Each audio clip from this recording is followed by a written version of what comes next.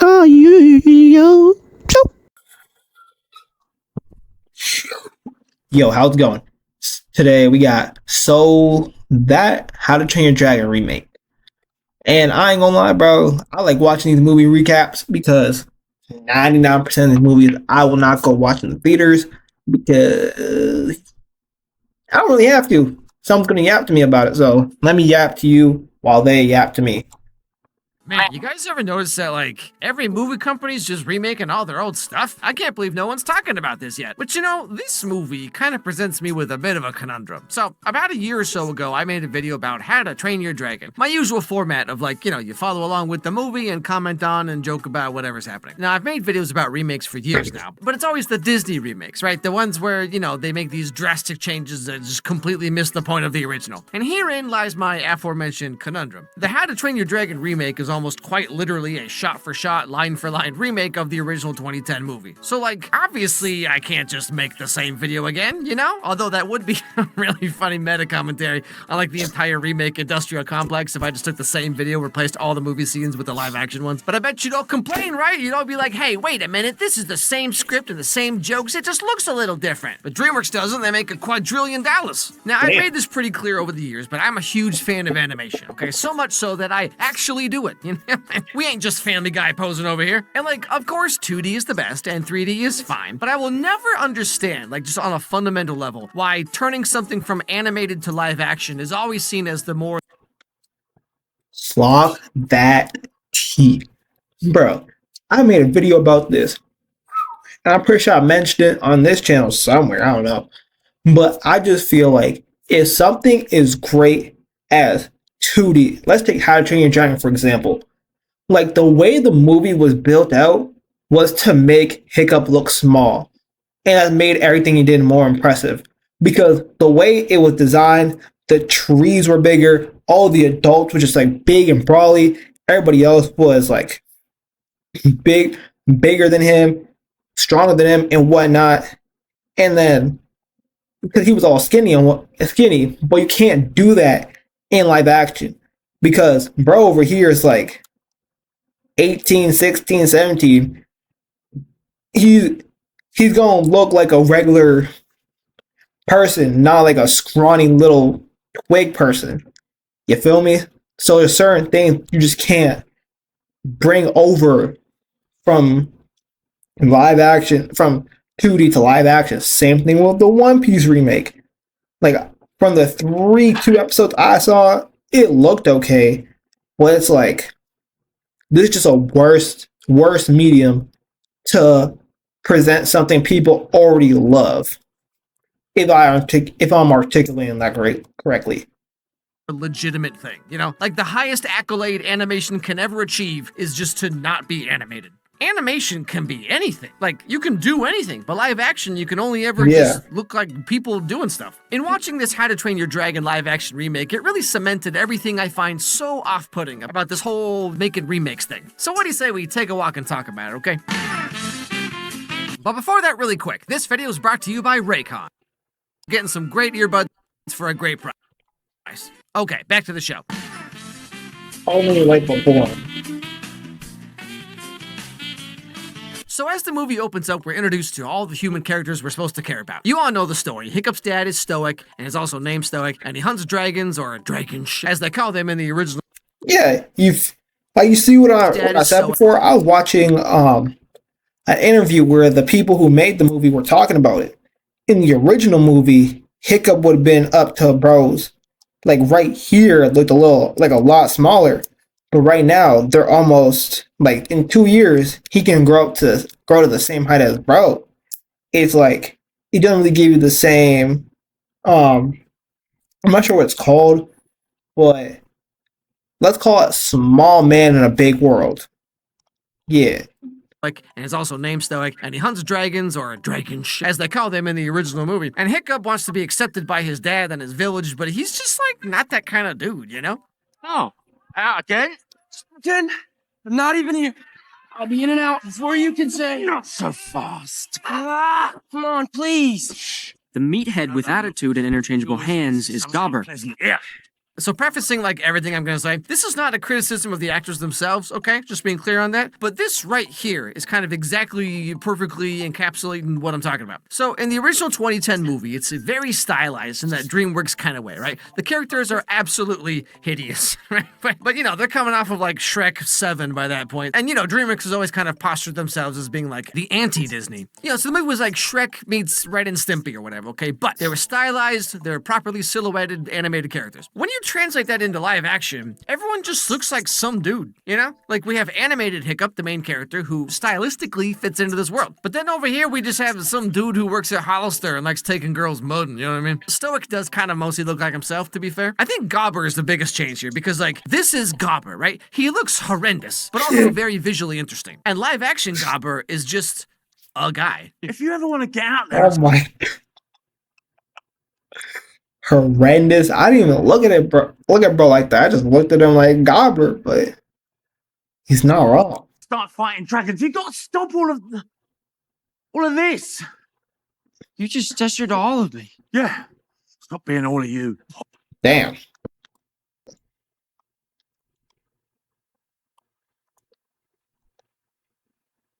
This. You just gestured to all of me. Yeah. Stop being all of you. Damn. Oh, yeah. You, sir, are playing a dangerous game. Now compare this to the original scene from 2010. If you ever want to get out there to fight dragons, you need to stop all this. But you just pointed to all of me. Yes, that's it. Stop being all of you. Yeah, people are more animated. Like, if I do, it won't look as good as it would if someone animated it. You know what I'm saying? Like, animation, you have all the freedom in the world to do what you want with the characters' faces, like how things look, coloring and whatnot. But live action, everything has to be humanly possible or be able to be done with CGI. Oh, yeah. You, sir, are playing a dangerous game. Like, is this not just better in every single way? It's funnier, it's more visually interesting. The camera is in way more visually stimulating positions. You look at 3D Gobber and you're like, wow, that's a weird looking dude. I wonder what his story is. And then you look at live action Gobber and you're like, uh-oh, stranger danger. The same goes for the other kids too, like the twins, okay? Now, to be fair, this dude does look a lot like this dude, okay? But like, you know what I'm saying? These characters are insanely ugly, but they fit perfectly into the world of How to Train Your Dragon. The whole point of Hiccup being juxtaposed against all these people is that the Viking world is violent and gross and dirty and weird, hence why Hiccup not fitting in is such a huge sticking point. Isn't a joke, Hiccup. Oh, why can't you follow the simplest orders? I can't stop myself. I see a dragon and I have to just kill it, you know? It's who I am, Dad. And this is illustrated by his own character design of having normal hair and a normal face and his body in general. Like everything about him just looks more plain, right? Perhaps the world looks the way it does because this is how Hiccup sees himself against the backdrop of everything and everyone else. Or probably I'm just thinking way too deep about it. But whatever, doesn't matter. All of the visual storytelling of who Hiccup is in relation. Nah, that's what I was saying. Cause I watched a short about it like a while ago, and I'm going to talk about like I'm an expert. But yeah, it's like the way things are designed has a purpose. You can't make him shorter unless you're gonna like spend a bunch of money on CGI, like compressing his body for the whole movie, and then make everything else look bigger. It's like can't really do that.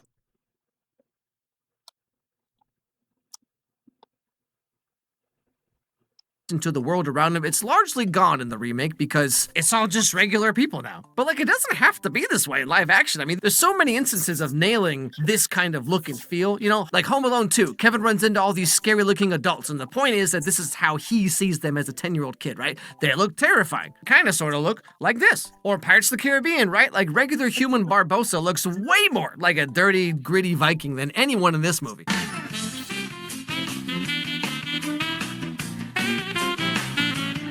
So this is something I talked about back in my video about Mufasa, which itself, of course, is an extension of the Lion King live-action remake. Of course, there's a lot of technical skill that goes into modeling and texturing and lighting of all this stuff, right? I know it probably took a long time. I'm not trying to take away from any of that. But at the end of the day, you're still just making a tree that looks like a tree or a rock that looks like a rock. There's no like artistic vision or creative soul. It's just like, wow, you made a tree. Yep, that rock sure looks like a rock. Maybe this isn't the best example to make my point because the original 3D movies also kind of look like semi-realistic. But even still, there's a congruent style here. The shape of the rocks, the trees, the way the water looks, it fits into the world at large. You can have very visually fantastic elements that work in live action. I mean, look at Hook or Neverending Story or Labyrinth, you know what I mean? We've really lost imagination in movies, I feel like. Ironically, you'd think with CG being as good as it is now, like we would have utterly fantastical movies. But people only seem to want this. And so this is all we get now. Yeah, like even with CGI, like you have a lot of like you have more creativity, and I'm not sure about what it was back in the old days. I'm just gonna use what he's saying as, you know what I'm saying, reference. It's like as technology gets better, things should be more artistic. And I'm not even an artistic person. I don't really care in that sense, but I'm watching a video, so I'm going to talk about it. So it's like, you know what I'm saying? Like, do more.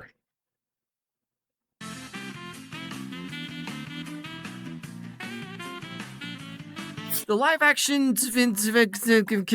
of animated stuff is so inherently constricting, right? Because in this, you can do anything. Any of these characters can do anything. And because it's animated, you suspend your disbelief as far as you need to. This time, for you. Mind yourself!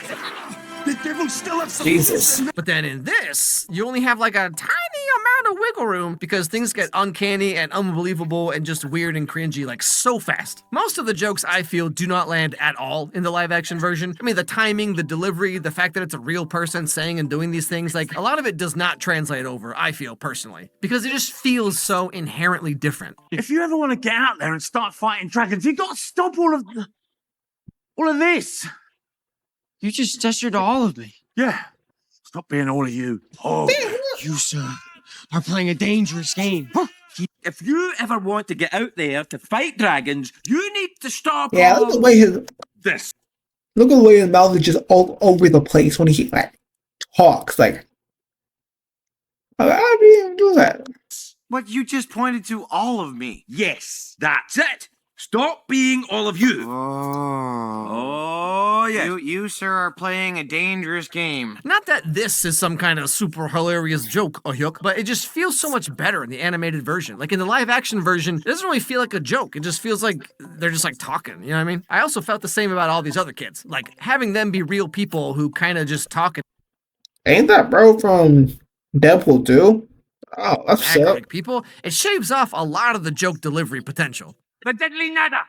Attack 8, armor 16, The hideous shipwreck. plus 11 stealth, times 2. The monstrous nightmare. Firepower 15. The terrible terror. Attack 8, rated 12. Will you stop that?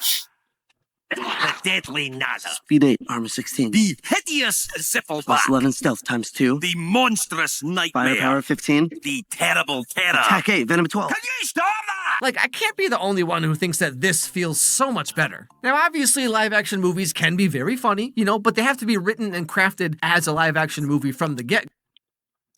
Exactly. Like if they made like changes, but they made changes, people would be upset about. But like, yeah, it's like, why are you trying to make something that was specifically made for this medium and try to transfer it over to a worse, arguably worse version of it? You feel what I'm saying? It's like, I'm going to use One Piece as an example. It's like when Luffy like does the thing where it's like he blows on his finger and makes his hand bigger. If that happened in live action, it like, all right. Or no, wait, better example. In anime, when people like punch each other, or like a Sakura slap to Naruto, and he's like, you can't really do that in live action. It would just look weird. You feel like, you get what I'm trying to say, right? Go. Trying to just take the humor of an animated movie and put it in live action, like, it's not gonna work. Because, like, either you have real people talking and acting like cartoon characters, which is unwatchably cringy, or, as is often the case, you have to dial back the silliness and whimsy to fit in with the live actionness. A lot of the humor is heavily reduced or just completely falls flat. Sonic the Hedgehog syndrome. Healthy planet. Is he saying like the dragons look ugly? I heard people thought the dragons looked pretty good, and what I saw, it looked alright. Okay, so remember way back when the first Sonic movie was coming out and they showed off this freaking guy? Oh. And everyone was like, what? The reaction was so bad that they actually went back and totally redesigned everything. And now that movie franchise is huge. Now, to be fair, Toothless does look largely the same, but also, like, not, though.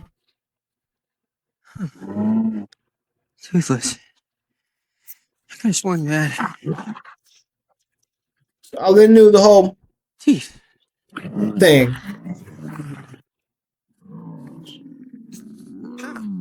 Toothless. Could have sworn you had. Yeah. Teeth.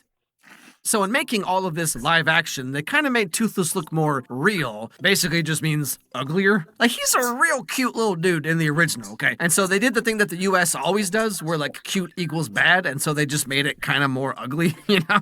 Like 1993 Mario Bros. Movie, Mega Man box art, Kirby, Sonic, Stitch remake, Toothless. Americans by and large absolutely hate bright colors and cute aesthetics, okay? Even the US version of cute is just like, not. This extends to like all the dragons in the movie too, because again, in the original, they were very stylized in a ugly yet endearing, full of character kind of way. They fit the artistic direction of the world as a whole, but in the remake, they just kind of look like weird dragons. Oh. You have to choose between a weapon and a shield. Just put it down. Jesus It's Christ, the same that's kind of thing they did in like crazy. Little Mermaid, where they took all of this, and then they turn it into... Yeah, I feel it, bro. It's like, who greenlighted this? Who are the test audiences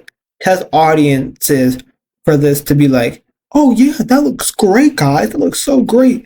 The fact that you just took a whimsical crab and turned it into a crab and a fish. Like, you know what I'm saying? Like, when it's animated, they look more human. Like, they can make expressions with their faces. Have you ever seen a fish smile before? No, because they don't smile. So how do you intend to get like the emotion out of their faces? Whatever this is. Or like I was talking about earlier with Lion King and Mufasa, where like they took the fun, expressive, interesting, adorable characters and they made this nightmare, dude? What kid wants this on their backpack, you know what I mean? And so, How to Train Your Dragon. You have a slightly uglier Toothless and a much more boring everything else. But hey, at least it looks kind of gritty and real and desaturated, so it's okay if I, an adult, enjoy this movie. I'll take care of this. I always think that's a dumb argument, because like, who is telling you you can't enjoy animated stuff? It's like, oh my god, you're an adult, you can't watch cartoons. Why not? You feel me? If, as long as it's not like an ABC retail, not ABC retail, like they're not teaching you your alphabets and whatnot. It's like, it don't matter what it looks like. If the jokes are adult and it's meant for adults, it's gonna be for adults. If they're like The Incredibles, if there's adult themes but all in a kids movie, it's like you can still watch it as an adult. When Mr. Incredible and Mrs. Incredible, you feel me? Yeah, and when Mrs. Incredible drags Mr. Incredible back into the house, the kid's like, oh my god, she's putting back to the house. But as an adult, you know he's stretching her out for real. Not my fault, Astrid. I got distracted by the light in your eye.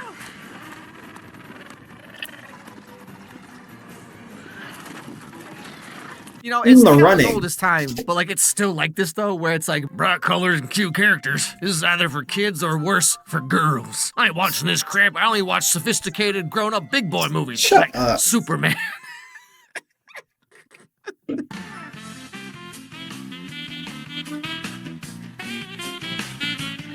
So as many people have said over the many years that this has all been going on, the whole remake industrial complex emporium extravaganza is largely based on a very cynical mindset. Now, I'm not gonna sit here like a lot of people on YouTube and pretend that doing art for money has not been like literally the entire driving force behind everything since forever. What, you think Michelangelo paid at the Sistine Chapel for fun? For love of the game? This No. dude made like $500,000 doing this. Ancient Greek Roman sculptors were getting paid insane amounts of Yeah, bro. Like, art has always been made for enjoyment and money. It's like when like even with YouTube, like people who say that what I miss when YouTubers did it for the love of the game.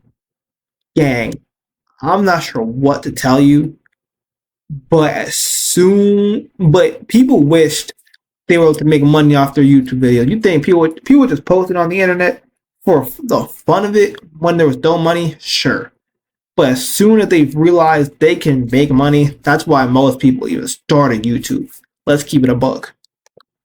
money for making all these. So I do feel like it's a little weird that now artists are supposed to be like starving in poverty, or else they're just doing it for the money, you freaking sellout, am I right? Like, you do know that every single major movie that ever gets made, first and foremost, is for the money, right? The individual people working on the movies might be trying to express themselves artistically, but none of this would exist if someone didn't think it would be a good investment. Now, that being said, I feel like How to Train Your Dragon Remake is perhaps the most cynical remake we've ever had. Because like I said, the vast majority of it is a shot-for-shot remake. There's a little bit added here and there, there's a little bit taken away hither and yon, but it's very much just a copy of the original. If we survive, I'm gonna kill you! Jesus. Yeah, it looks kind of awkward when they do it. Thank you for nothing, you useless reptile. We need her to like us. Yeah, you know what I'm saying? Spinning. Thank you for nothing, you useless reptile. Yeah, Like, quite bro. literally, the only reason anyone would do this is to make money as easily as possible. Like, as bad and dumb as most of the Disney remakes are, a lot of them at least tried to do something different, okay? Now, most of the time, this results in a completely missing of the point and perhaps a drastic overcorrection, but you know, like, what if Ariel was black? What if Snow White actually did something? What if Dumbo didn't have as much racism? What if Pinocchio gave you more nightmares? In making these changes, they often change character personalities, they change parts of the hero's journey, and we end up with something that kind of misses like the whole point. But then on the other end, we have this movie where they don't really change much, and we just have a less interesting, less fun, less funny version of the original. I think this movie really illustrates the big flaw with remakes as a whole, because like I just said 4 seconds ago, if you change stuff, it ruins what made people love the original. But if you change nothing, then it's just because you know people are big old suckers, they're gonna buy it anyway.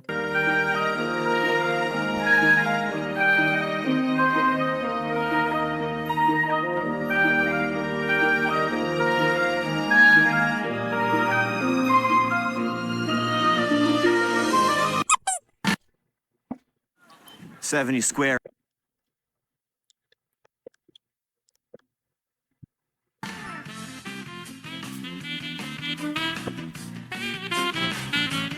The How to Train Your Dragon live-action remake is, by itself, a pretty good movie, okay? It's a good movie because it's almost literally a shot-for-shot remake of a fantastic movie. Part of the appeal of the original is that it's like a kid's 3D animated movie that gets into some really dark, deep stuff, right?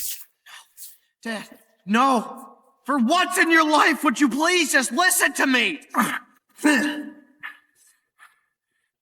You've thrown your lot in with them. You're not a Viking. You're not my son. I mean, this coming from the Damn. people who made Shrek? You kidding me right now? And being pleasantly surprised by a movie, it's a nice feeling. It sticks with you. You know, when you expect, and then you get, and then you're like, you all know what I'm talking about. But if you stop and kind of think about the hows and whys of this movie, and the fact that it exists at all, and how it's part of this contemporary wave of box office returns have become so heavily inflated that studios really only want to do something if it's as low risk, high return as possible. So even when we do actually get original stuff, like Elio, for example, what we actually get is a heavily pruned, market tested, executive fingered in the stew kind of of thing, where they just want it to be as mass marketable as possible. And that's like the prime directive of everything. So who knows when we'll actually truly get something new and original. But in the meantime, the fat cats at the top are getting stupid rich off of all this stuff. So this is what we're gonna get for forever, I guess. You know, having said all this, I think it's more of an American thing because I watch anime, and the versatility of new anime compared to old anime is awesome. And I like the fact that not a lot of anime got like a part 2 retelling and whatnot. Like maybe there's a Naruto and Boruto situation somewhere, but it's never, once an anime is done, it's done for 90% of the time. And then the person either retires off it, or they do what the creator of Hunter x Hunter did and went from Yu Yu Hakusho, which was one thing, and then Hunter x Hunter with something else. Or they do something like the guy who wrote Soul Eater and like start with Soul Eater, then make a prequel but a whole different series with different powers and whatnot to his original work. That's what I think is needed, especially for like comic book movies. Like if they made comics more marketable, they would be able to do a whole lot more with the same characters. Like they wouldn't have to keep one Captain America, like one Iron Man. They could have 30 different Iron Man movies, but just different versions, different actors playing different versions, and things of that nature. it's just kind of a tangent here, but like on the other side, you have a lot of, for example, video game remakes, video game remasters, HD, you know, up-res, whatever, or even just straight ports where they just like dump the game onto, you know, the Switch eShop or whatever. I personally feel like that is very different because, like, imagine if the only way you could watch How to Train Your Dragon from 2010 is if you bought like a Panasonic DVD player. And that was the only way you could possibly watch it. That's kind of how video games are. So like when companies kind of do even just like a quote unquote lazy like HD remaster, maybe they smooth out some of the friction, some quality of life, you know, now you can save anywhere, now you can do whatever. Like things like that I think are great. But with movies it's different because I mean some movies I'm going to end the video right there. Like, comment, subscribe, and bye-bye.